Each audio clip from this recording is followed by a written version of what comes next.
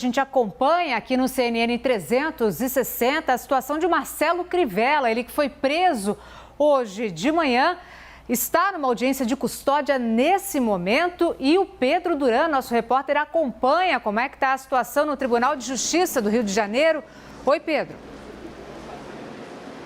É isso, Glória. O prefeito Marcelo Crivella acabou de entrar na sala de audiência, vai ser ouvido pela desembargadora Rosa Helena Macedo, a mesma que determinou a prisão dele e de outras 6 pessoas, das quais 5 estão aqui no Rio de Janeiro. Ela vai perguntar para ele se ele sofreu algum tipo de abuso na prisão, se ele foi violentado pelos policiais, se ele considera que essa prisão é ou não é ilegal. Isso porque é uma determinação do ministro do STF, Edson Fachin, de que não apenas os presos em flagrante sejam ouvidos nessa audiência de custódia, mas todos os presos dessa operação.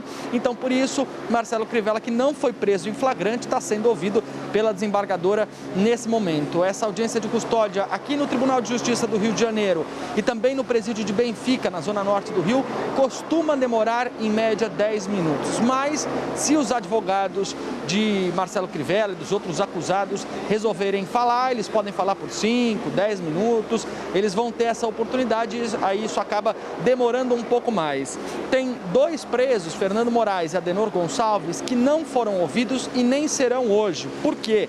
Os 2 têm suspeita de Covid-19, então eles foram liberados da audiência de custódia presencial e vão ser ouvidos por videoconferência amanhã. Adenor Gonçalves é empresário e Fernando Moraes, aí que eu queria destacar, é delegado da Polícia Civil do Rio de Janeiro.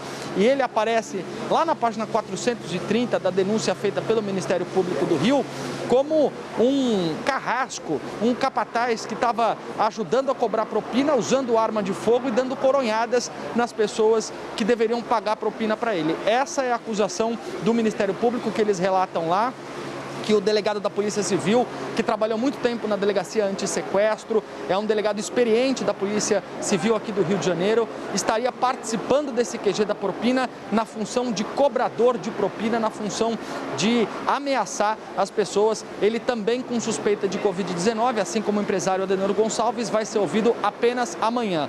Com isso, levando-se em consideração que o ex-senador Eduardo Lopes está em Belém do Pará, vão ser 4 ouvidos hoje e as audiências de custódia já começaram. O prefeito Marcelo Crivella aqui do Rio de Janeiro, agora afastado.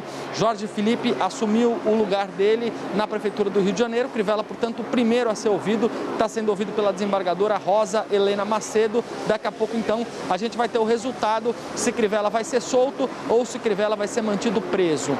Eu conversei com o pessoal do Tribunal de Justiça do Rio agora há pouco, Glória e Daniel, que me disseram que permanecem aquelas 2 possibilidades no caso de Crivella ser mantido preso. Ou ele vai para o presídio de Benfica, na zona norte do Rio de Janeiro, um presídio reformado anos atrás, em que inclusive os presos usam os colchões dos atletas da Rio 2016, das Olimpíadas, um presídio que tem uma capacidade de suportar as autoridades, mas é um presídio em que as autoridades não costumam ficar muito tempo. Luiz Fernando Pezão, ex-governador do Rio de Janeiro, foi um dos que passou por lá, mas não por muito tempo. Os ex-governadores presos do Rio e autoridades aqui do estado geralmente passam por Benfica, mas como uma porta de entrada do sistema prisional do Rio de Janeiro.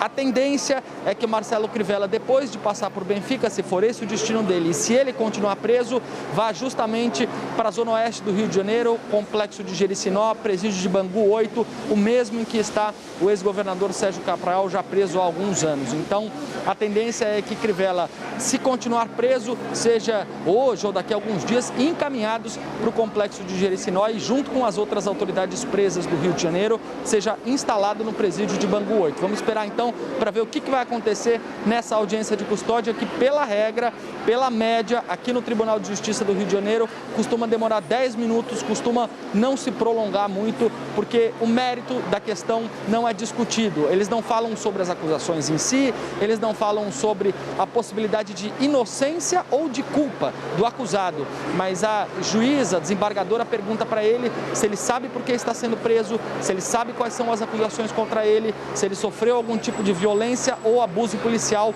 Esse é o protocolo da audiência de custódia, que é um mecanismo instituído pelo Conselho Nacional de Justiça para ouvir o preso. O objetivo é fazer com que justamente o preso possa ser ouvido para a justiça para saber se essa prisão foi legal ou foi ilegal. Daniel e Glória. Obrigado pelas informações, Pedro.